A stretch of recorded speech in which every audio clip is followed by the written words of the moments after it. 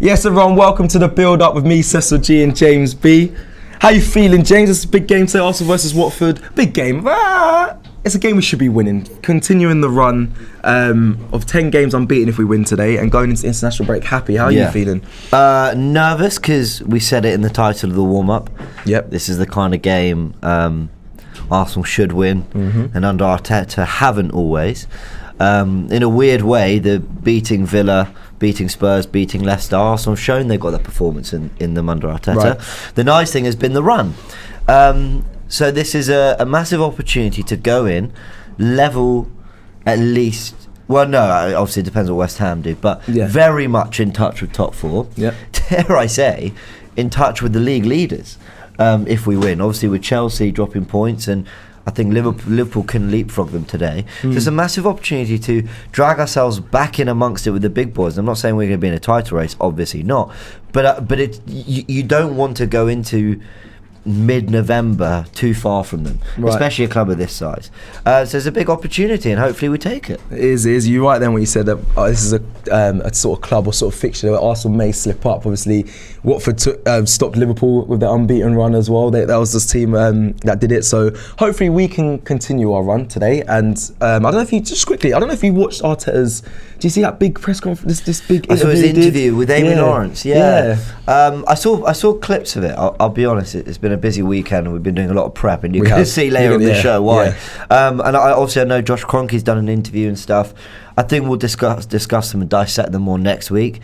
When it's kind of game day, I don't really like focusing on anything else outside. I mean, and did you see? Yeah, I listened to it. I listened to it in the car today. Heavily on the word unity. That is what he's striving for, and I actually had quite a few revelations, which I think, like you said, we'll speak about it more in the week. I think she asked a great question about why Arsenal fans aren't necessarily connecting with the word process, and he sort of said, well, you know, it can be taken negatively when you're not delivering on it. But I saw some interesting quotes. You know, I think he said that the best feeling is when everyone buys into what you want to do, and even if it doesn't go right, you know they're on board. So there's some nice stuff, and deliver today. That's the biggest evidence. Exactly that. Performances and results is the biggest evidence. Exactly. Keep the unity strong by giving us good performances and going into international break happy. Let's look at the week fixtures that have already been played and what we have coming up. Let's start. You know how that goes. We've got a bit of structure. We've got a structure to this show. We're going to go through it. We do.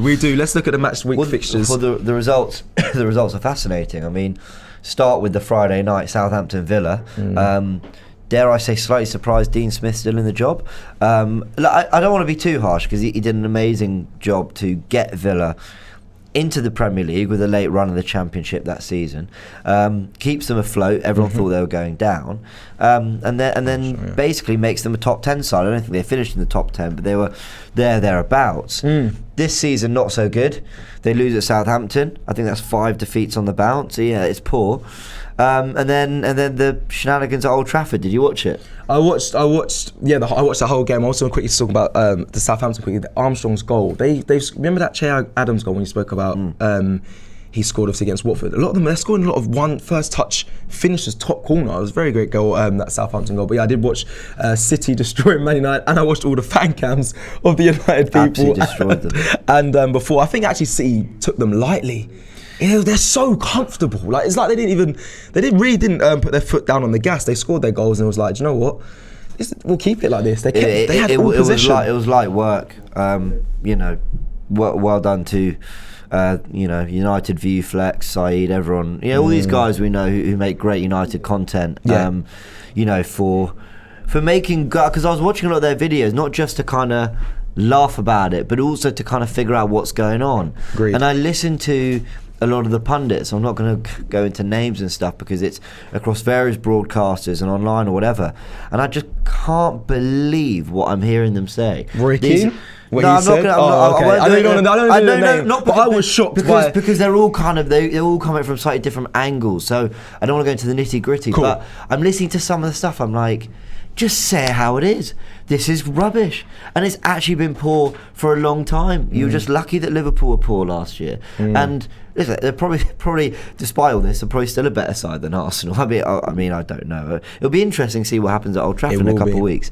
And if we carry momentum, then I fancy us. But you know, I did feel for them. These are meant to be their club legends, kind of stepping up and representing them right in the media to thousands, if not millions, whoever's watching it. And I just feel the kind of analysis around it is so poor. And I look at these United fan channels who I'm following. There's loads of them. I watch all of them, and they've all got it to a T. Like, they're all spot on about their club. And City made light work of them. They did. They really did. They took it easy, and it was comfortable win for City. Let's put the match week fixtures back up. We'll rattle through them all. We'll have a discussion at the end. What's the prize for winning your first game of the season? Getting sacked. I mean, Daniel Farke. I mean, clearly the decision was made before. A 2-1 win at Brentford. It's actually a very decent result for them, but they clearly made the decision that going into the international break, they wanted to change the direction. Who's coming in? Sam Allardyce, maybe? I don't know. I'm just speculating. I think we're having trouble getting the fixtures on the screen. Can we just get the fixtures back up? Can you put the fixtures back on the screen so we can rattle through? Chelsea dropping points against Burnley. 1-1. They really did a Sean Dyche smash and grab job on them. Palace beating Wolves, Vieira keeping that winning run going. That was a good game. I enjoyed that one. Brighton, Newcastle, late controversy at the end, but didn't have too much. Again, that's poor drop points for Brighton. Oh, big time. That's really poor drop points. They would have been hoping managerless Newcastle. They'd have been hoping, especially if they'd gone one up, to just put 3 or 4 past them and keep it comfortable. But Newcastle, in my opinion, they could have nicked it. They could have got a result. When their player went in goal, it was like they didn't even threaten the goalkeeper. So I was quite surprised they didn't put more pressure on him. But it is what it is. You're right, it is drop points for Brighton because they should be beating Newcastle. Absolutely, and we're looking at the league table here now. Where does this leave everyone? Arsenal, obviously, with that game in hand, means we can go level with West Ham, depending on what they do against Liverpool. But it means that Brighton, Man United ahead of us have dropped points. Wolves, Palace, I mean, they're 2 points behind us, but Spurs go to Everton, so one of Spurs or Everton in 10th, 11th are likely to drop points. Leicester go to Leeds. I know not in great form, but never an easy place to go. And then you look at that foot of the table. You've got Villa on 10 and 15th, all the way down to Norwich in 5th. There's only 5 points between 5th and 20th. It sounds like a lot, but a win or two here and you're suddenly being propelled up the table. So it makes for good reading for Arsenal at the moment. It makes for great reading if we can turn up and get the 3 points today. It does, and I'm excited, and hopefully we can do that. We're going to just take some super chats quickly before we go into today's fun facts. So I've got Miller Ho says, I might have a Serbian bias, but I'd love to see Vlahovic join Arsenal, promising young player who could keep up with the pace of the Premier League. Now, there's been reports of him signing Arsenal for around 18 million euros, but we'll have to see. Robbie doesn't believe that will happen in January. He believes it will happen in the end of the season, in the summer window. Good to know that we're getting ahead of it. Yes. Well, we're getting ahead of something. And good to know that we're interested in a striker. I think that has been a problem for us. The signings this past window has been amazing. They've been flourishing. I've been really happy with the signings, and it's good to see that. I think our next problem is a striker. So KD says, regular as well, big up KD says, James and Cecil, as always, you guys are doing an awesome job. Thank you. In vacation in India, still don't miss your shows. Realistic position after recent performances. I can't. When you said still don't miss your shows, I thought you meant you're on holiday and you don't miss them. You're not bothered that, but you mean you don't miss out. He's watching. Thank you very much. Big up KD. For a second I was like, huh? Was it rude? No, I love KD. Always there following supporters. Thank you so much. Realistic position. I'm just saying top 6. I think from what I've seen so far, I'm not screaming top 4 at all right now. Still early days, but top Man 6, United look like they're gonna plough through with Ollie. That means top 4 is available. But the counter is that Spurs have just got Conte. Let's win today. If we win today, I think we're in that mix. With United because of their player quality, Spurs because of Antonio Conte, Leicester because of what they've been doing under Brendan Rodgers. I think we're in that discussion, in that fight for that kind of 4th spot. Yeah. But realistically, top 6, and you're probably saying top 6 is not a good season. You would never say good, but it's progress. It's progress. Top 6 and a good cup run I'll be happy with. And also on top of that, it's more, the focus is more in the January window and who we recruit or who goes, and also after the African Cup of Nations as well. The players that's leaving. Gonna be a big thing, that is going to be something where it will tell a lot. Granit Xhaka looks well ahead of schedule with his. I think he's he's in light training. Yeah, he's running. The guy. I've been critical, but this guy's a machine. Yeah, he's like, rarely gets injured. Only ever time he misses games is because he strangled someone or got sent off. But he's a machine. He's a fitness machine. Yeah. I'm not surprised he's ahead of schedule. No, yeah, looking well ahead of schedule. Good. He's determined to come back. Good on him. Good on him. Because again, we do need the depth. No, we do. We definitely do. Especially when I said when the African players go out, we're gonna need Granit Xhaka, and yeah, it'll be interesting to see. Especially at the end of the season when the Amazon documentary comes out, I'd love to see how much of a machine you say he is, because it'll be very much documented on there. But yeah, Granit Xhaka is what it is. Let's now move on to fun fact number 1. It needs music. It actually needs fun music. Facts. It does. Yeah. Do you know what? Actually, I had to put my danger man, so I'm gonna come up with a fun kind of facts. I don't know. No, I need something a bit more punchy, trappy, little trap music, little Migos in the background. Imagine. Mama. Anyway, fun fact 1. Here we go. Imagine. Right, let's get into these. Okay, bloody hell. Fun fact number 1. Watford have lost 6 of their 7 away Premier League games against Arsenal, with the exception being a 2-1 victory in January 2017. I didn't actually even pay attention to what I just read because I was thinking of the ad-libs. So let's go through again. Watford have lost 6 of the last 7 away league games with Arsenal, exception being 2-1 victory against January. I remember that. Yeah, they don't like coming to the Emirates. Obviously, their last trip was final day of the season. We essentially got them relegated. Yeah. I'm seeing the comment section. DNYG is enjoying the. Look at this. Yeah, everyone's having a good old laugh. Fair enough. James too trappy. The people who join the Mama, big up Takeoff.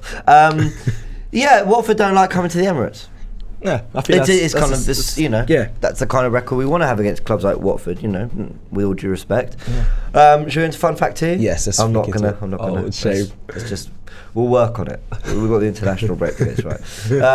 Arsenal have won 11 of their 14 Premier League meetings with Watford, drawing 1 and losing 2, scoring at least once every single time they face the Hornets in the competition. This would be. Especially, I know they won at Everton, but with the way they've started the season, would it be a shock if the players they've got? It would be bad to drop points today. Okay. And I'm not saying bad.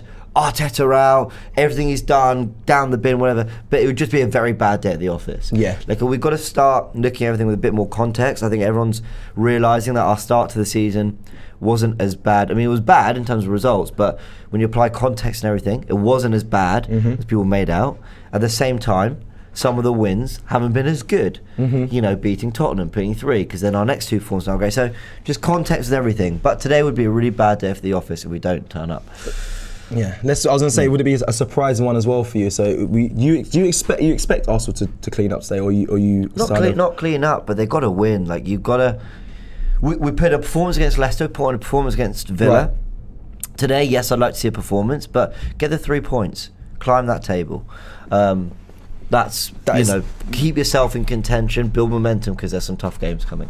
And and you know, history suggests that this is one of those games we enjoy. But you never know. I remember them knocking us out the FA Cup quarter-final as well at the Emirates. So yeah, they don't. They've had their moments. Fun fact number 3: Arsenal scored the highest proportion of their Premier League goals in the first half of games this season, which is 75% of them, 9 out of 12. While Watford have conceded a league-high 10 goals for half-time so far this term. Oh, I like that one. Now we're talking. That's a proper fun fact. That's interesting, because last season as well, James, we were terrible at scoring early, really bad at it. So. I didn't see that one come through. I like this one a lot because we've been starting games really quickly. Yes. So if the stars align, we get a couple goals, we keep it nice and comfortable.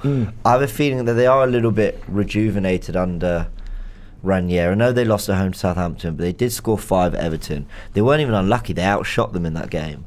I'm just hoping we're not getting a very sprightly, energetic Watford. You know, I'm hoping that they're there to hold on for a point and we find a way to break them down and get the goals. Yeah, I'll be intrigued to see today. I still have my doubts. I mean, we're going to go into Arts of Fans clips after this, but they are very confident, the fans I spoke with down at the Emirates, saying a lot of 3-0 wins is what they predict for Arsenal. But I'm conscious of the fact that Watford are a counter-attacking side. That's how they score their goals, and we can slip up in that sense if we go out too sprightly, too aggressive in the attack and get caught slipping. So I hope we do, like a stat says, start early, get a goal, and then kind of lock off the game. I kind of want to see a Man City performance against Man United today. I'm going to be honest. I want to see maybe an early goal, couple early goals, and then just controlled, controlled, contained, professional performance. Because Ederson yesterday, KG spoke about it. The most he did was wipe his forehead with his towel. So like, that's what I want for Ramsdale today, and I think that can be done. Just got to be careful of Watford's countering ability. So absolutely. Let's.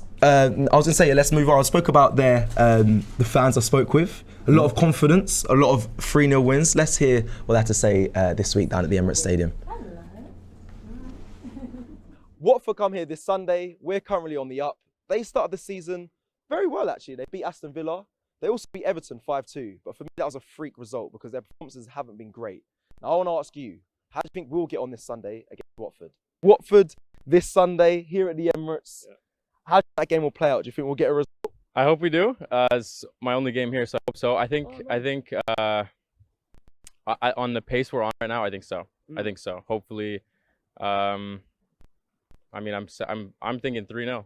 3-0 as well. Yeah, the last guy we just spoke to said 3-0. Who do you think needs to have a good game for Arsenal this Sunday then to get that 3-0 result? If you play Alba, for sure. He's been doing all right. I think we need some goals out of him, obviously. Or do you say he still needs a few more games to know? I mean, I don't see why not. I think he's back. Full form, maybe not, but he's getting there. He's working his way back up. So obviously, he came back from malaria and whatnot, but I think he's back. I think we've got to get a result. The next two games, Watford, Newcastle, we can't take anything less than 6 points. If we really are going to challenge for that top four, which I think is reasonable. I think the top three spaces, they're probably glued on. But I think that fourth spot is up for grabs for a couple of teams, and we should be one of them. So I think, 3-0 on Sunday. 3-0. A lot of people are saying 3-0. Who gets the goals for you? Be nice to see Smith throw, chip in with one again. Saka needs a goal. And Aubameyang. Yeah. Well, easy 3-0 in my opinion. Yeah. Any players we should be fearful of in the Watford side? Anyone you've seen this season? They got this one guy, Ismail Assar. He is rapid. I've seen him play this season and I remember when we played Europa League a few seasons ago. I think he was playing for Rennes back then, and he was tearing it up. He was already tearing it up for them, and I was like, maybe we should sign this guy. Maybe we should. Yeah, but I'm fearful for him, and now they've got a new manager as well, so they might do something. But the only thing I'm afraid of is their pace. Other than that, I don't really see a problem. I don't see the Watford squad being that good enough to challenge us, but then again, it's Arsenal. You never know with them. So.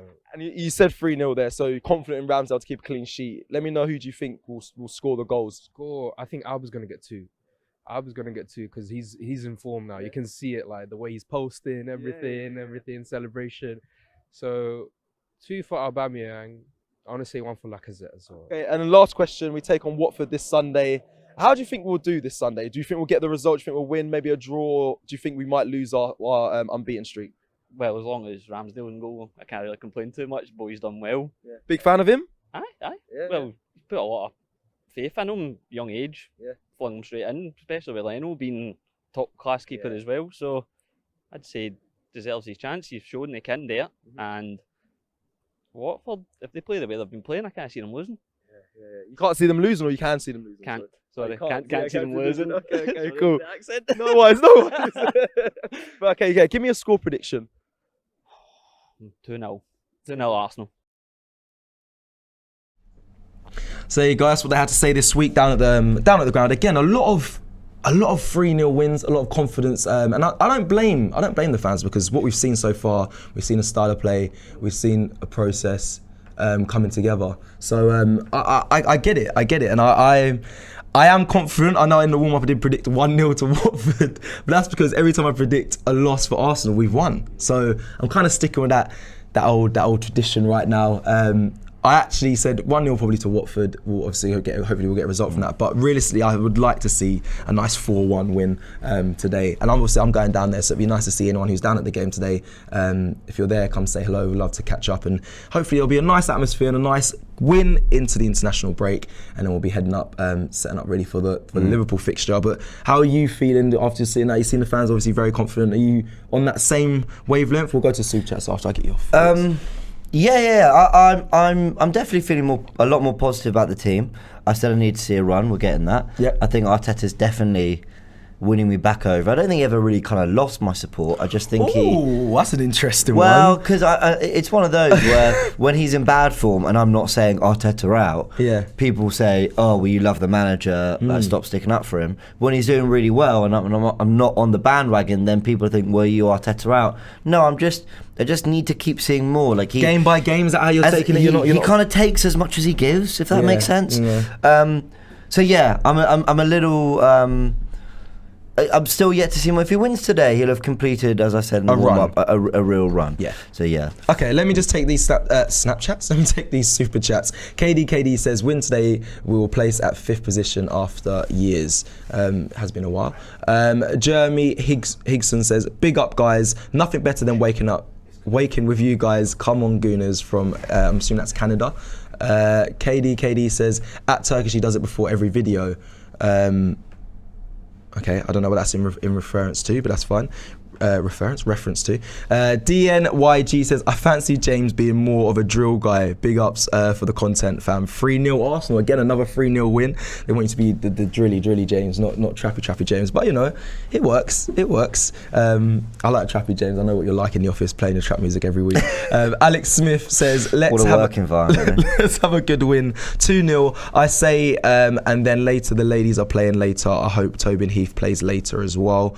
And big up the ladies as well, in tremendous form at the moment. And last super chat, Sayart10 says, if we win, what do you guys think it's going to be like? A battering or like a 2-1 kind of win? I'm just worried we might struggle when we expect to win. And I'm exactly the same there. But instead of me and giving you what I expect, which we'll probably do towards the end of the show, James done amazing breakdown of Watford versus Arsenal, and we're going to go through some of the past results. So I'm going to James, take it away. Actually, let's get into this one. I suppose for our little analysis section of the build-up, Watford, I still have PTSD from our last trip to. Oh my God, what's their stadium called? Vicarage Road. Yeah, I'm thinking Hawthorns. That's really that was scary. Right, Vicarage Road. We turned up. And we got absolutely battered. We drew 2-2. We got absolutely battered. It was under Unai Emery. Now I want to just look at the match stats from that game. We'll get them up here now. Alpha_X says James too trappy and Cecil Jee. That is, I love it. That's class. But anyway, let's get into it. So the numbers should be coming up on your screen right now from the stats. We drew 2-2. We were 2-0 up in that game. But when you look at these, we faced 31 shots in that game. We had 7 ourselves, 10 on target for Watford, 4 for us. They had more possession, they completed more passes, and they had a better pass accuracy. But we faced 31 shots in that game against Watford. Like, that is a staggering amount. Yeah. We were 2-0 up, and we were lucky not to lose 4-5-2 in that game. It screams Emery. It screams a team. It seems that Emery's team. It was the start of a really bad decline, and we're going to break it down a little bit more in a sec. Why am I mentioning this? Because I remember this game as the day, and it was still early on for Emery, really, when you think about it. It was the day that I knew it ain't going to work with this guy. That was the day. A lot of people took a little bit longer. People felt I was really impatient. I said, no, you can't be shipping that amount of shots. It was the performance. We were trying to play out the back. We had no idea what we were doing. Our playing out the back led to an error. David Luiz doing David Luiz. Yeah, by the way, I quite like David Luiz. In these fixtures, though, he's been. If you look back at Watford versus Arsenal versus Watford, he did David Luiz calamities. Things. Yeah, that is against Watford. Yeah, Maitland-Niles at right back. Claire's all a mess. So, what followed after, and I'm gonna go through now, Unai Emery's last 7, and forgive the typo at the start. I know his name is Emery, not Emmert. Emmert. A man like Emmert. This is Unai Emery's last 7 Premier League games. Now, I've not put the score because it doesn't matter. What I'm here to illustrate is the shot count in those games. So the first numbers are us and the second numbers are the opposition. We faced 16 shots against Man United, 10 against Bournemouth, 8 against Sheffield United, so we outshot them and we outshot Bournemouth in fairness. And then, at home to Palace, 15-10, we drew 2-2. We had a goal disallowed that shouldn't have been. 24! But then, look at these last 3 Premier League games. 24 shots faced at home to Wolves, 19 shots faced away at Leicester, 21 shots faced at home to Southampton. That was 108 shots we faced in our last 7 league games under Unai Emery. Now, that is diabolical. Like, I look at those. United weren't in great form. In fairness, we nicked a point. Bournemouth we beat fairly unconvincingly. We lost to Sheffield United. We drew with Palace. We drew with Wolves. We lost at Leicester. We drew with Southampton. 96th minute equaliser. No one even celebrated it because they realised they'd kept Emery in the job another day. Yeah. It was really, really poor. Now, why am I talking about this? Well, I want to look at our shot count in our last 7 with this new back 4 and goalkeeper under Mikel Arteta. Oh, I'm going to be surprised if I'm expecting it to be higher, but I'm going to be honest, I'll be intrigued because our attacking hasn't been massively great. So let me see. So, we outshot Norwich 30-10. Blimey. We were outshot by Burnley 18-13. We outshot Spurs 12-10. Yeah. We faced 21 shots at Brighton. We had 17 against Palace. We faced 9. We had 22 shots against Villa. We faced 10. And we faced 16 at Leicester. We had 9 ourselves. Now, that's a shot difference of plus 17. Now, there's some shockers in there. You don't really want to be conceding 18 shots at Burnley, 21 at Brighton. But I'm going to give the team a bit of the benefit of the doubt. A back 4, a new back 4, a new goalkeeper, a new system. Not a new system, but they're getting to know each other. New partnerships being formed. But ultimately, we outshot the opposition. So it's kind of okay to be on the front foot. How do I put it? Be on the front foot, conceding shots, if at least you're causing the opposition problems yourself. Our shot difference under Unai Emery in that run I just showed you, and we'll move on to this next set of stats. It's the same, everything's the same, except I've now added the shot difference of minus 32. So for everything we were facing, we weren't giving anything back. There was no punch for punch. There was no, all right, you're having a go at our goal, but are we having a go at yours? And we weren't. And this was my biggest issue with the Unai Emery kind of era and the way it ended. We were being peppered, but we weren't giving anything back. People talked about how poor we were defensively, but we weren't doing anything going forward. Now, if I just compare, I move on to this final graphic we've built, which is Arteta's last 7, and his shots faced. He's still faced, or the Arsenal team has still faced 94 in the last 7 games. That's still quite a lot. Very high. So it's still but high, as I said, high. at least we're laying a glove on these teams. At least we score against Norwich, we score against Burnley, we put 3 past Spurs, we put 2 past Palace, 3 past Villa, we go to Leicester, we go 2-0 up after 20 minutes. At least we're doing something in return. So I can forgive that defensively we're not perfect.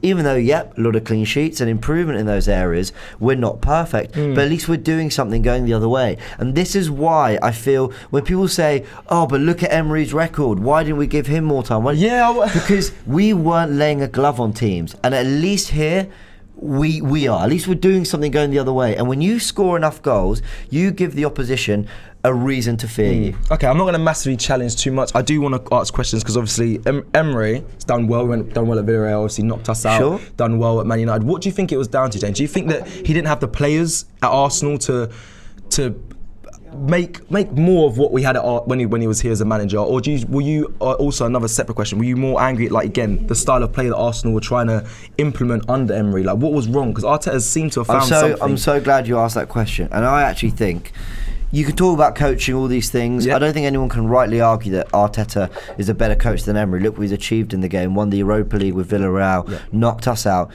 He's a supremely talented coach. This is not about shitting on Unai Emery. That's not what I'm doing here. I'm trying to explain why while in a lot of ways we haven't improved that much, you can do other things that still keep you a threat. Now, I think a big reason why you're seeing these numbers and we're able to pick up clean sheets despite still facing 94 shots, and score a lot of goals is because of the, I don't like the word talent ID, because that, I'm sure Emery's got an eye for talented footballers. That's of course. what it is. Are you saying the recruitment and the players that he's brought in, and Arteta's found a profile of player, especially in the goalkeeper and back four, that far better suit what we're trying to do on the front foot. Okay. So against Leicester, there were moments where it opened up.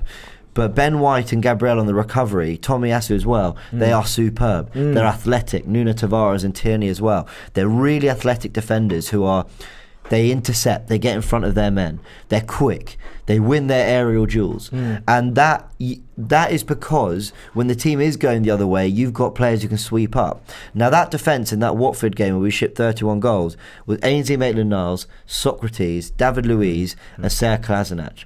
It's a car crash of a back four, really. You're trying to play out the back. A lot of those players are still... Wait, still... Yeah.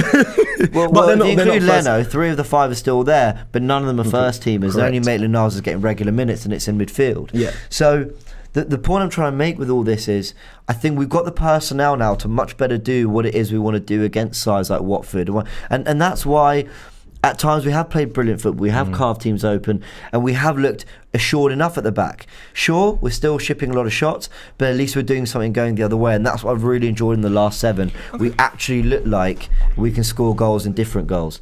But yeah, playing Watford reminds me of that game under Emery, the day I realised it wasn't going to work. And I think just this one basic stat of shot count is telling me why this is working a lot more. I'm so happy that you got so much from the shot count, and it tells a full story, a full picture. So everyone listening, I'm sure you'll take a lot from that as well, because that is fascinating, if I'm honest. And the amount we were peppered, like, boy, it's going from a shot difference of minus 32 to plus 17. Yeah, that's the difference. And we're starting to see, like I said, Arteta seems like he's getting it right, and hopefully may it continue. Let's look at a super chat here from Tolo. Tolo says key to Arsenal this season is convert last year win to draws this year. 2-0 to the Arsenal. Big up from Malaysia. Okay, yeah, agree. There are a lot of draws and drop points that that should have been wins. You think of Burnley or whatever. So I get what you're saying. I understand that as well, and hopefully. But it's still progression, though. As much as you're right, last season for me, I think a lot of those would be losses that we drew. Yeah. So there is progress from what I'm seeing. Let's move on to Spotlight On. A section of the show which we speak about. It's kind of new to this now, but it's a permanent slot, and it's a player that I'll be looking at in this Arsenal side to have a really good game and really impact and affect for the Arsenal side. Obviously, all players must, but the person I'm looking at today is Bukayo Saka. He's who I've decided to have my spotlight on today, only because he hasn't really come under any criticism, but it's just a player that he hasn't reached the level I expect him so far in the last couple of games. Like, he hasn't been top for me. I think that might be due to maybe being overplayed, having lots of minutes. But today I do want him to really just...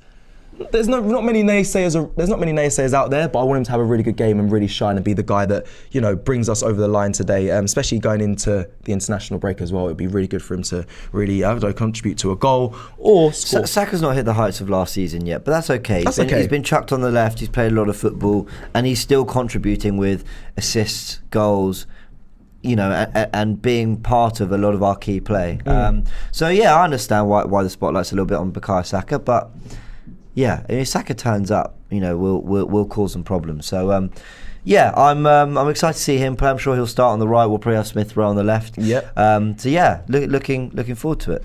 Okay, perfect. No, hopefully, like I said, hopefully Bukayo kicks on today. And talking about Bukayo and talking about our recent form. I'm going to go to a box-to-box clip in a second. It's a short one, so don't worry, James. It's not going to be 5 minutes where we can just walk around and discuss stuff. It's a very short, brief one, but it's something I took from the Watford fan that Turkish interviewed, and he speaks about us not having Europe and how that has benefited us. And I know Robbie speaks about it, but it's something that gets overlooked. So let's hear what he has to say anyway. Let's get into this. The best part about this season for Arsenal as well, I'm sure many Arsenal fans would agree with me, because you're not in Europe. Yeah. You've got that extra bit of rest. The time in between. You haven't got to fly out to this country, you ain't got to fly out to that country. Yeah. So you've got more time to rest, more time to prepare. As well, yeah. More time to prepare for, because there was Champions League, Europa League games this week. Yeah. You know, you'd have to focus on that, then focus on the Watford. To focus just on the Watford game. And I think that should bode well for the rest of the season, because it only gets harder for the clubs above us, like the Chelsea's, United, Cities in the European competition. So we've got to be there or thereabouts in April for me to start entertaining that top 4 talk. But there's a case of, will you guys go for the top 4 and the FA Cup, or is it a case of, we might win the FA Cup? Let's not concentrate on the Premier League. Let's only go for the FA Cup, because many clubs do that. Yeah, they do. And I'm a firm believer of trophies over everything. But I think a good season this season will be top 6 and a cup. A League Cup or a FA Cup. I'll take one of them, if not both of them, but top 6 too. And top 6 for me isn't the measuring stick. Top 6 for me is what I expect bare minimum. But the cup would be a nice, listen, at the end of the day, when you look at the big 6 sides, Man United haven't won a trophy since 2017. It's going to be 5 years come next summer. Exactly. Tottenham, I can't even remember the last time they won a trophy. So Arsenal winning a trophy. I wasn't even growing pubic hair when Tottenham won a trophy. Maybe not. 2020 was the last time we won a trophy. So albeit we've been in decline, and albeit we've, been bantered about it, we've been criticised about it, we make the headlines and clickbaits and all of that. We've actually recently won something that's tangible, something that adds to your history. Top 4 doesn't add to your history. Top 6 doesn't add to your history. Trophies add to your history. We've never won a trophy, so. And I do not want to go for an FA Cup final again after the last one. Thank you very much. We got battered. On to this game this weekend, Dan. I know we spoke before the video started. The hands are rubbing. Confident? Yeah. Yeah? Of course. Even though you just said you see something in Arteta and the 7 came out, are you sure you're confident? Well, hey, what's the point in going to the game? What's the point in watching the game if I'm not confident? Fair enough. It's Watford Arsenal has always been a good game. Yeah, it's entertaining. Always been a great game to play. Yeah. And when we play Arsenal, it's like, hey, we're playing Arsenal. And, we always do well as well. Deeney was a big part of that rivalry too. I want to see how it goes now without him there. Well, the 2-2 game, he wasn't playing. He was injured that day. Yeah, he wasn't. And but I said, Watford Arsenal is it's always there's always goals in it. Yeah. There's always, space, attacking. Exactly. Yeah. Hey guys, we're live. Apologies, that clip did overrun. It wasn't supposed to be that long at all. But again, the main focus on that was us not having Europe and how that has benefited Arsenal, and we can focus on maybe pushing for top 6 and a cup, because that's what you heard Turkish say there, that was what he expects. Obviously, it is a big expectation, but as Arsenal fans, we should be looking to climb back up and getting silverware. That is what's the most important thing for me this season. Aaron says, "Hi James, met a Leicester game. Make sure you tell whoever you met me on a super chat." Thank you, Aaron. No, I remember meeting Aaron. I've got to say, the fans of Leicester were superb. I'll let LV know, don't worry. But no, thanks for joining the show as well, supporting and everything. No worries. Yeah. We are slowly closing some. We're going to rattle through some of the last little bits of the show now. Obviously, you know what time it is. It's top squad time. It's not top squad time. Danger Man. Hurry up then. Nobody cares, Cecil. always. And Josh is back. Josh is back in the building. So the Danger Man is up on your screen right now. For me today, it's Ismail Assar. Now, a lot of talk around it. Before he kind of blew up, I remember Troy Dean doing an interview and saying that he is the one to watch. Very powerful, very skillful, and very quick, very fast. A player that has a lot of talent, and he has been getting a lot of headlines of recent. He's got 4 goals in the league, as you can see there. No assists, fair enough. No assists yet, but he is very dangerous, especially playing from right mid. Quite intriguing, but he's a goal threat. It's always nice to have a goal threat as well. He's direct, man. Very direct. His strength there is dribbling as well. Something that I worry about. It'll be a key battle today to see him up against potentially either, I believe Tavares will probably be starting. It'll be interesting to see how he deals with him, because I've been questioning Tavares defensively. Going forward, amazing. Definitely deserves to keep his place. But I'd like to see him up against someone like Assar. So it'll be interesting to see him today and how he gets on. We are now going to move over quickly to, as you rudely interrupted me and said top squad, now we can do top squad, yeah? Go and tell them. Let's get this going. Who are you looking to select in your side for Arsenal? Guys, there's a formula for Arsenal. We play a lot of our football down the left. You're gonna have Tavares taking throw-ins. Let's wear the milestones. Here they are. You're gonna have Tavares taking throw-ons, putting crosses into the box, getting forward, probably having shots. That's the kind of player you should be looking to put your in-game cash on Nuno Tavares. If not, you're looking at players like Lokonga. Partey will be frequently on the ball, and then take your pick. Is it going to be Smith Rowe? Is it going to be Saka? Who do you think is going to be? Because there's always one of them that's heavily involved. Of late, it's been Smith Rowe, but Saka gets, they've been taking corners as well, getting the ball into the box. So yeah, I'd be looking at the midfielders, the left back, and then pick one of the front four, really. Obviously, the market, well, at the moment, the players aren't available. Once the 11 comes out, it will start filtering through, and you can put your in-game money on up to 4 players. Doesn't have to go on all 4. It can be 1, it can be 3, however you want, whoever you think is going to be delivering for you. And don't forget, and this is the thing everyone forgets, once you get, you'll see it on the bottom of your screen, you're on level 1. Once you rack up 100 points, because the players you've got, you earn more coins, you can go reinvest, you get more mil to spend. Go reinvest that. It's like a stock market. That's my favourite bit. When you get we're in here, right? Yeah. And people are like, and you've got a load more money coming in, and people are like, oh, I've only got this much money to spend. I was like, no, I've just hit the bank. I've got loads of money to spend. I'm gonna triple up, quadruple up, start putting loads of money, doubling down on people. That is my favourite bit. We showed you the stat that Watford concede most of their goals in the first half. We score most of our goals in the first half. This might don't be give them the cheat codes. Don't start giving the cheat codes. It's called bro. advice. Stop giving them the cheat codes. It's called James. advice. I want to win today. You can go back the strikers, maybe to get something early on. Don't do that. Maybe the Watford keeper to be busy. Don't do it. But you know what? If you're not an Arsenal fan and you're watching this, I know we have non-Arsenal fans who watch AFTV, and you're going to play as well. You might fancy a Watford surprise, in which case you'll shoot straight up the table, because I don't know how many people are going to be backing Watford to do something. I don't think many will. So yeah, let's see what happens. But anyway, we'll be playing top squad as always throughout the game. Quickly as well, again, I said this last time, if you beat James today, because James will be actively playing, do let me know. Screenshot it, send it to me. I got someone in the DMs the other day saying I beat James on top squad, and they sent me a DM and they sent me a screenshot of it. So Which game was that? I think it was when it would only been not the last one, because it wasn't a cup game. No, it might have been the last one. Villa, maybe. It was one when you were here and I was at the game, so Probably that might be Villa, yeah. Villa. And he sent me a screen. I'll show you the screenshot after, actually. But yeah, James is the one to beat. Now, lastly, I want to put up this photo. We're coming towards the end of the show, just because, why not? It's a very random photo, I know.